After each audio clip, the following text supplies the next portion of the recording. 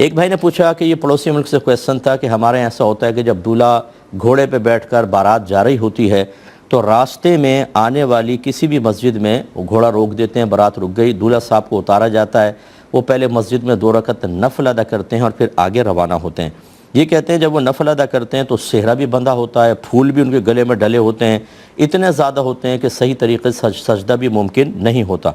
اور وضو بھی ہے دولہا میاں کا کہ نہیں یہ بھی پتہ نہیں ہوتا،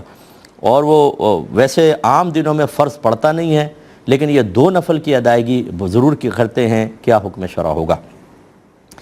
دیکھیں، اگر باقی تمام قباحتیں نہ ہوتیں تو اگر بارات جا رہی ہے اور وہ اتر کر دولہا باوضو ہوتا اور 2 رکعت نماز پڑھتا تو اس کو کوئی بھی غلط نہیں کہہ سکتا تھا۔ یہ جو شادی بیاہ کی رسومات ہوتی ہیں ان کو یہ نہیں دیکھتے کہ کیا نبی کریم صلی اللہ علیہ وسلم نے ایسا کیا یا اس کا حکم دیا۔ یہ ہمارے دنیاوی معاملات ہوتے ہیں، عرف ہوتے ہیں، رسوم ہیں، رواج ہیں، اور قرآن و حدیث سے براہ راست ٹکرا بھی نہیں رہے۔ نماز پڑھنا باعث برکت ہے، ایک اچھا کام کرنے جا رہے ہیں، پڑھ لی، کوئی حرج نہیں ہے، تو فی نفسی ہی تو یہ ٹھیک ہے۔ لیکن اب جو اس میں قباحتیں ہیں کہ خدا نہ خواستہ اگر دولہا کا وضو نہیں ہے اور بغیر وضو جا کے اس نے نماز پڑھ دی، اور یہ اگر اس کے دل میں ارادہ ہے کہ نماز کے لیے کوئی وضو ضروری نہیں ہے، میں ایسے بھی پڑھ سکتا ہوں، نماز ٹھیک ہو جائے گی، تو ہو سکتا ہے کہ وہ دائرہ اسلام سے خارج ہو جائے، کیونکہ فقہاء نے اس کو کفر لکھا ہے۔ دوسری بات یہ ہے کہ سجدے کے لیے ضروری ہے کہ پیشانی کم از کم زمین پر لگے، اور اگر نرم جگہ ہے تو زمین کی سختی بھی تھوڑی سی محسوس ہو۔ اب اتنا جب گلے پورا صحرا بھی ڈلا ہوا ہے،